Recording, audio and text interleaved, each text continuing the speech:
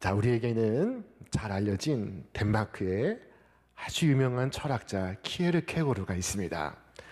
그가 남긴 여러 말들 가운데 이와 같은 한 고백이 있습니다. 삶의 끝에 서면 당신은 자신이 한 어떤 일도 중요하지 않다는 걸 알게 된다. 중요한 건 그 일을 하는 동안 자신이 어떤 사람이었는가 하는 것이다. 당신은 행복했는가, 다정했는가, 자상했는가, 남들을 보살피고 동정하고 이해했는가, 너그럽고 잘 베풀었는가, 그리고 무엇보다 사랑했는가. 자, 이것이 경건한 철학자 키에르케고르의 마지막 남긴 말들 가운데 한 대목입니다. 자, 오늘 우리에게 익숙한 예수님의 한 비유는 한 율법사의 질문으로부터 시작됩니다. 질문은 좋은 것입니다. 질문을 통해 많은 것을 배울 수 있습니다. 자, 그러나 이 율법사의 질문은 배움을 위한 것이 아니라 예수님을 시험하기 위함이었습니다. 성경은 말씀합니다. 어떤 율법 교사가 일어나 예수를 시험하여 이르되, 선생님, 내가 무엇을 하여야 영생을 얻으리까? 자, 예수님은 그의 질문에 불순한 동기가 있는 줄을 아셨건만 그의 질문에 답하십니다. 율법에 무엇이라고 기록되었으며 너는 그것을 어떻게 읽느냐? 그때 율법사는 한치도 망설임 없이 대답합니다. 대답하여 이르되, 네 마음을 다하며 목숨을 다하며 힘을 다하며 뜻을 다하여 주 너의 하나님을 사랑하고 또한 네 이웃을 네 자신같이 사랑하라 하였나이다. 율법사의 답은 완벽한 답이었습니다. 자, 이 율법의 내용은 이 율법사의 주 전공입니다. 그의 답을 한번 가만히 생각해 보시길 바랍니다. 하나님을 사랑하는 데 있어서 마음을 다하고 목숨을 다하고 뜻을 다하고 힘을 다하여 사랑하라는 것입니다. 자, 이 다한다는 것은 전심을 의미합니다. 진심이 아니라 전심입니다. 우리는 진심으로 하나님을 사랑하고 또 진심으로 세상을 사랑할 수도 있습니다. 바람난 사내는 진심으로 아내를 사랑하고 또한 다른 여자도 진심으로 사랑합니다. 그러나 전심으로 사랑할 수 있는 대상은 우리에게 오직 하나뿐입니다. 자, 하나님을 전심으로 사랑하면 세상을 사랑할 수 없습니다. 하나님을 향한 사랑은 이 진심으로는 충분치가 않습니다. 전심이어야 합니다. 100%로 사랑하는 것입니다. 다음은 이웃을 사랑하는 것인데 곧 이웃을 내 몸과 같이 사랑하는 것입니다. 자, 율법학자의 답은 명확했고 그리고 정확했습니다. 자, 그때 주께서 그에게 말씀하십니다. 내 대답이 옳도다. 이를 행하라. 그러면 살리라. 자, 여기서 예수님을 시험하고자 하는 율법사의 의도는 빗나가고 그는 자신의 뜻을 이루지 못했습니다. 자, 내가 무엇을 해야 영생을 얻으리까? 라는 질문의 답을 그가 이미 알고 있습니다. 나아가 이처럼 알면 된다고 생각하는 그에게 예수님께서 명하십니다. 이를 행하라. 그리하면 살리라. 그는 지식은 있었지만 실천은 없었습니다. 그는 말씀을 인용할 줄은 알았습니다. 그러나 말씀은 인용을 위한 것이 아니라 실천을 위한 것입니다. 사이비도 이단도 말씀을 기가 막히게 인용할 줄 압니다. 자, 말씀을 인용하는 것이 우리의 믿음이 아니요 말씀대로 사는 것이 우리의 믿음입니다. 이스라엘 백성을 향해서 우리 하나님께서 말씀하셨습니다. 너희는 나의 규례와 법도를 지키라. 사람이 이를 행하면 그로 인하여 살리라. 나는 여호와니라. 자, 그런데 이 율법사는 이 실천의 문제를 다시 지식의 문제로 바꿉니다. 그가 다시 묻습니다. 그러면 내 이웃이 누구이니까? 자, 그때 예수님께서 말씀하신 이야기가 오늘 저 유명한 사마리아 사람의 비유입니다. 어떤 사람이 예루살렘에서 여리고로 27km를 걸어가고 있었습니다. 자, 예루살렘은 해발 800m 고지에 있고 여리고는 해저 200m에 있습니다. 그 1000m 길을 내려가는 동안에 그 길은 협곡으로 구부러져 있습니다. 그곳에는 많은 석회 동굴이 있습니다. 그곳에 산적들이 숨어 있다가 지나가는 행인을 습격하곤 했습니다. 하루는 어떤 사람이 그 길을 갔다가 불행히도 강도들을 만나게 됐습니다. 강도는 그의 옷을 벗기고 그를 때리고 그의 모든 것을 빼앗아 그를 거의 죽은 채로 남겨두고 떠났습니다. 만약 누군가 그를 발견하지 못한다면 그는 거기에서 생을 마치게 될 것입니다. 자, 그런데 마침 그 현장 곁을 한 제사장이 지나가고 있었습니다. 자, 그런데 그가 그를 보고 피하여 돌아갑니다. 얼마 후 한 레위인도 그 현장을 지나가게 되었습니다. 그런데 그 역시도 그를 보고 피하여 지나쳐갑니다. 여러분, 이 제사장과 레위인은 왜 그를 보고 피하여 지나갔던 것일까요? 도대체 그들 마음속에는 강도 만난 자를 불쌍히 여기는 마음이 없었단 말입니까? 자, 저는 꼭 그렇지는 않았을 것이라고 생각합니다. 그럼 그들은 왜 강도를 만난 자를 버려두고 그렇게 가야만 했습니까? 그를 버려두고 간 이유가 무엇입니까? 저는 그것이 그들의 직업과 관련이 있다고 생각합니다. 자, 성경은 말씀합니다. 우리 함께 읽겠습니다. 여호와께서 모세에게 이르시되 아론의 자손 제사장들에게 말하여 이르라. 그의 백성 중에서 죽은 자를 만짐으로 말미암아 스스로를 더럽히지 말려니와. 제사장과 레위인이 그를 보고 피하여 지나간 것은 정결의 규례를 지키기 위함일 가능성이 있습니다. 그들이 죽은 자를 만짐으로 부정하게 되면 그들은 그들의 직무를 수행할 수가 없습니다. 성전에 들어갈 수가 없습니다. 그들에겐 이보다 더 중요한 것은 없었습니다. 자, 그들이 그랬다면 오늘 우리는 어떻습니까? 이웃을 도우며 살고 싶지만 무엇 때문에 그렇게 하기가 어려울까요? 자, 그것은 우리에게 또 이보다 중요한 일이 있기 때문입니다. 자녀를 교육하는 것, 그 중에 하나입니다. 사업에 성공하는 것, 그 중에 하나입니다. 연구에 성과를 내는 것, 그 중에 하나입니다. 이 중요한 일들을 위해 선한 이웃이 될 기회를 우리는 놓치고 있는 것입니다. 그런데 사건은 예기치 않은 방향으로 전개되고 있었습니다. 그 현장을 한 사마리아 사람이 지나가고 있었습니다. 그는 똑같이 강도 만난 자를 보았지만 보고 피하여 지나가지 아니하고 보고 불쌍히 여겼습니다. 그리고 다가가서 그의 환부에 포도주와 기름을 붓고 그를 싸매어주고 그를 짐승에 태워서 여관에 데리고 가 그를 돌보아 주었습니다. 자, 그리고 이튿날 여관 주인에게 큰 돈을 주며 말합니다. 이 사람을 돌보아 주라. 비용이 더 들면 내가 돌아올 때 갚으리라. 이 사람이 계속 머무르지 못하는 것을 보면 그도 일이 있는 사람입니다. 그에게도 중요한 일이 있었던 것 같습니다. 그러나 그는 가던 길을 멈추고 힘을 다해 친절을 베풀고 그의 기름과 포도주를 허비하고 소방대원이나 의사가 할 일을 그가 하고 있었습니다. 그리고는 짐승의 그를 태우고 갔습니다. 사람들 말합니다. 이것은 내가 할 일이 아니야. 다른 사람들이 할 일이야. 다른 누군가 해야 할 일이야.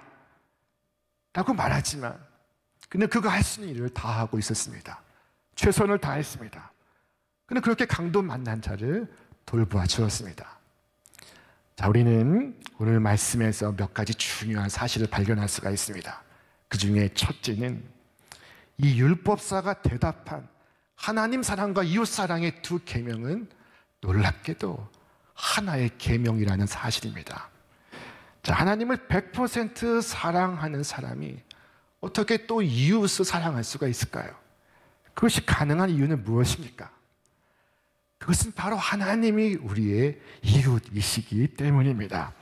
자, 마지막 심판 때에 사람들은 충격에 빠져 주님께 묻습니다. 주님, 우리가 언제 주님이 헐벗은 것을 보고 피하여 지나갔습니까? 대체 우리가 어디서 주님이 굶주리고 옥에 갇힌 것을 보고도 지나갔단 말입니까? 우리는 그런 주님을 본 적이 없습니다.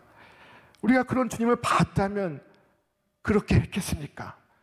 대체 우리가 어디에서 주님이 굶주린 것을 보고 지나갔으며 옥에 갇힌 것을 보고 지나갔단 말입니까? 당장 손을 내밀어 도와주었을 것입니다. 자, 그때 주님은 이렇게 답하십니다. 너희가 여기 내 형제 중에 지극히 작은 자 하나에게 한 것이 곧 내게 한 것이니라. 주님은 우리의 이웃이셨던 것입니다. 우리 이웃 가운데 계셨던 것입니다.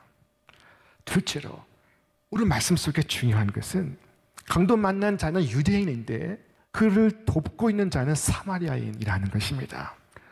당시 유대인들은 사마리아인을 멸시했습니다. 천시했습니다. 조롱했습니다. 비하했습니다.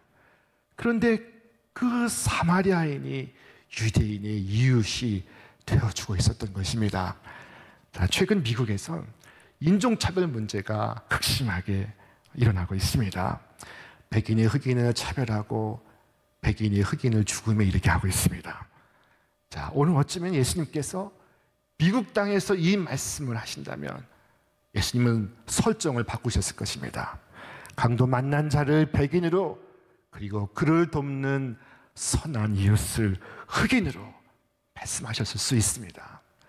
자, 반면에 예수님께서 오늘 이 대한민국에 이 서울에서 이 말씀을 하신다면 누가 강도 만난 자고 누가 선한 사마리아 사람이라고 말씀하셨을까요?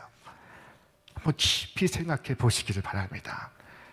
이 선한 이웃의 가르침이 2000년이 지난 오늘에 이르기까지 얼마나 적절한 교훈인지 이루다 말할 수가 없습니다. 이 교훈을 말씀하시면 예수님은 율법사에게 물으셨습니다. 너는 이 세 사람 가운데 누가 강도 만난 자의 이웃이 되어 주었다고 생각하느냐? 자, 그때 사마리아인이라고 그는 대답하지 않습니다. 그것은 그의 자존심을 상하게 하는 것이었습니다. 그는 마지못해 대답했습니다. 자비를 베푼 자니이다. 사마리아인입니다 라고 말하지 아니하고 자비를 베푼 자니이다 라고 말했습니다. 자, 이와 같이 유대인은 이방인을 멀리하고 거림직하게 여기고 있었던 것입니다. 만약 강도 만난 자가 그와 같이 크게 다치지 않았다면 사마리아 사람이 도움을 베풀려고 할 때 그는 거절했을 것입니다. 그 부정한 손을 내 몸에 대지 말라 라고 외쳤을 것입니다. 그러나 지금 이 사람은 거의 죽을 지경에 이르러 사마리아 사람이건 아니건 상관하지 않습니다. 그래서 도움을 받게 됩니다. 여러분, 고난이라는 것이 이처럼 이웃을 만나게 해줍니다. 자, 고난 때문에 멀어졌던 부부가 가까워지고 원수가 되었던 형제가 하나가 될 수 있습니다. 여러분, 왜 이 세상에 고난이 있고 재난이 있고 실패가 있고 환난이 있느냐고 묻지 마시기를 바랍니다. 그것은 하나님께 다 맡겨두고 우리는 고난 속에서 참 이웃이 되고 그리고 참 이웃을 만날 수 있기를 바랍니다. 예수님께서 2000년 전에 이 말씀을 하셨지만 그러나 아직도 세상은 이 말씀의 단순하고 깊은 의미를 깨닫지를 못하고 있습니다. 이 교훈을 본받고 따르기보다는 이 교훈에 감탄하고 있습니다. 이 교훈에 순종하기보다는 이 교훈을 연구하고 있습니다. 자, 그러나 예수님은 분명히 말씀하셨습니다. 가서 너도 이와 같이 하여라. 예수님은 연구하고 토론하여라 말씀하시지 않았습니다. 너도 이와 같이 하여라 말씀하시고 있습니다. 자, 야고보서의 한 말씀입니다. 우리 같이 한번 읽어보겠습니다. 내 형제들아, 만일 사람이 믿음이 있노라 하고 행함이 없으면 무슨 유익이 있으리요? 그 믿음이 능히 자기를 구원하겠느냐? 만일 형제나 자매가 헐벗고 일용할 양식이 없는데 너희 중에 누구든지 그에게 이르되 평안히 가라, 덥게 하라, 배부르게 하라 하며 그 몸에 쓸 것을 주지 아니하면 무슨 유익이 있으리요? 이와 같이 행함이 없는 믿음은 그 자체가 죽은 것이라. 자, 오늘 예수님의 말씀 속에서 셋째로 중요한 것은 주님의 질문하신 내용이었습니다. 주께서 물으셨습니다. 누가 강도 만난 자의 이웃이 되겠느냐? 자, 주님은 이 강도 사건 앞에 놓고 사회가 왜 이렇게 불평하였느냐? 왜 백주 대낮에 불안당이 활개를 치고 있느냐? 너는 어찌하다 그렇게 위험한 길을 혼자 갔단 말이냐? 라고 묻지 않으셨습니다. 여러분, 사회를 비난하거나 개인을 탓하지 마시고 다만 오늘 내가 할 수 있는 일을 하시기를 바랍니다. 자, 쓰러진 사람들이 이렇게 많은데 이 한 사람 살리는 것이 도대체 무슨 큰 의미가 있습니까?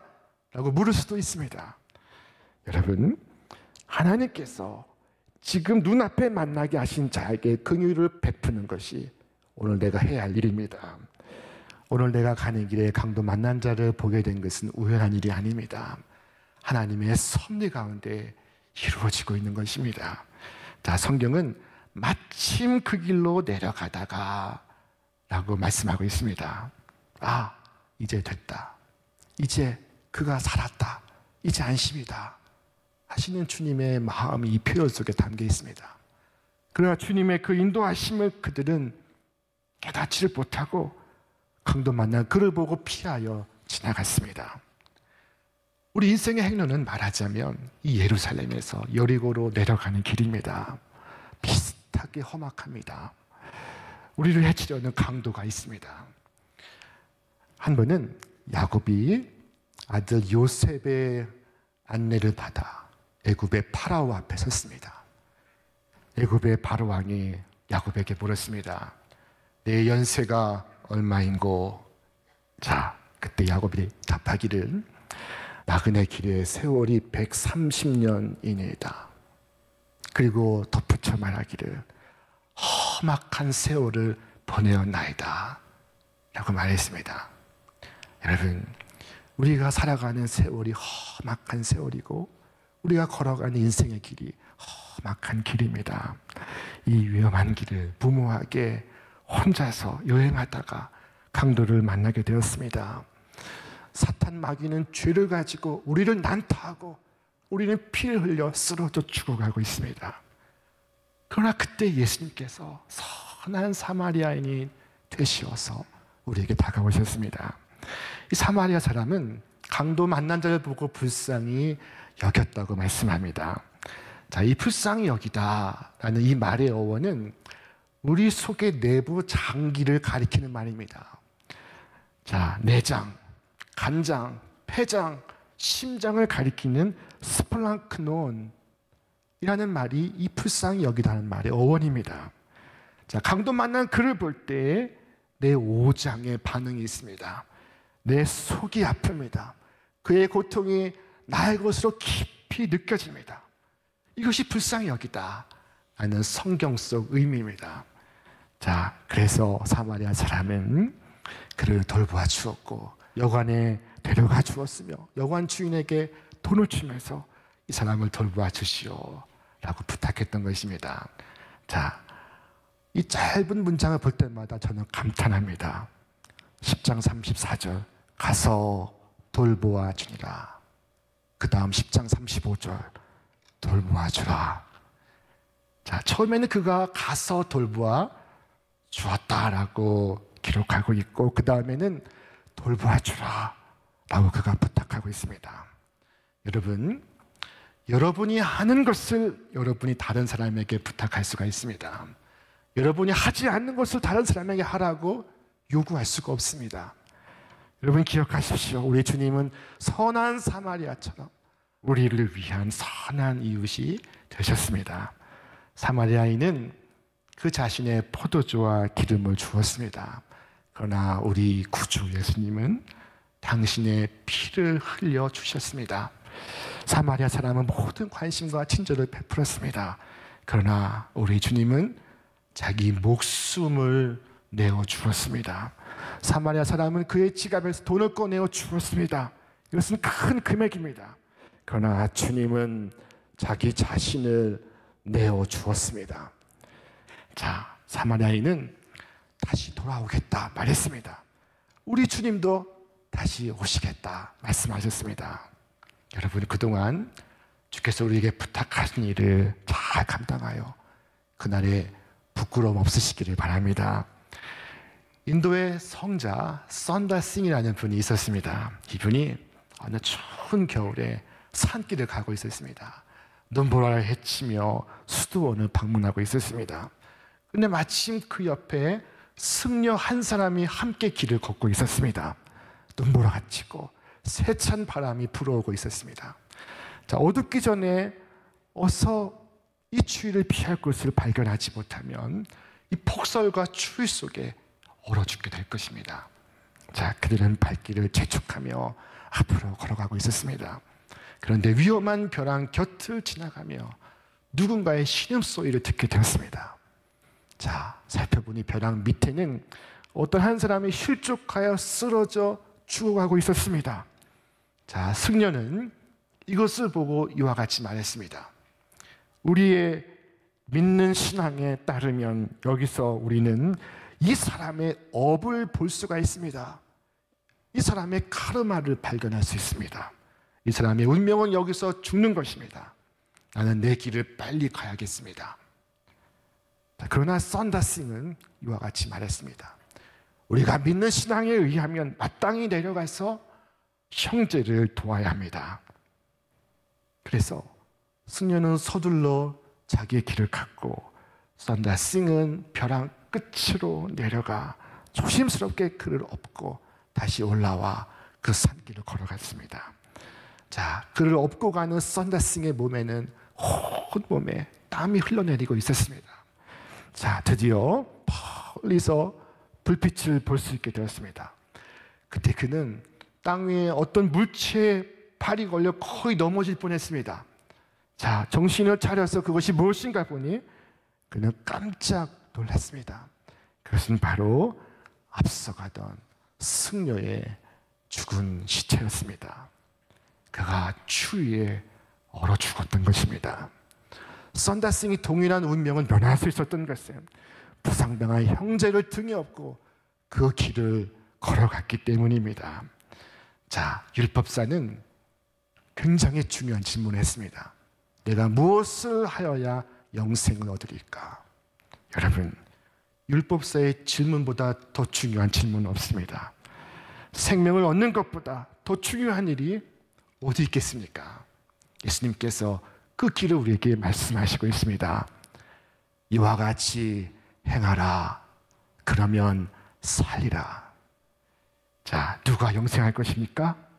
자비를 베푼 자니이다. 누가 영생의 기쁨을 맛보겠습니까? 자비를 베푼 자니이다. 이것이 주님의 말씀입니다. 가서 여러분도 이와 같이 행하십시오. 우리의 인생길 가는 동안 이 거룩한 소명에 응답하며 사시는 여러분과 제가 되시기를 주님의 이름으로 축원합니다.